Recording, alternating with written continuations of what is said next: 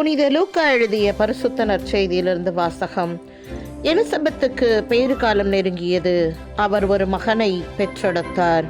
குழந்தைக்கு என்ன பெயரிடலாம் என்று தந்தையை நோக்கி சைகை காட்டி கேட்டனர். அதற்கு அவர் எழுது பலகை ஒன்றை வாங்கி இக்குழந்தையின் பெயர் யோவான் என்று எழுதினார்.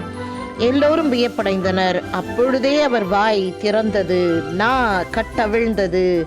அவர் கடவுளை போற்றி புகழ்ந்தார். சுற்றி வாழ்ந்தோர் அனைவரும் இதை கேள்விப்பட்டு அஞ்சினர்.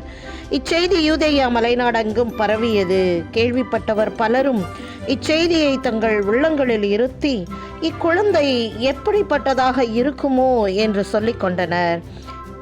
ஏனெனில் அக்குழந்தை ஆண்டவருடைய கைவன்மையை பெற்றிருந்தது. இது வாழ்வு தரும் இயேசு கிறிஸ்துவின் நற்செய்தி. கிறிஸ்துவே உமக்கு புகழ்.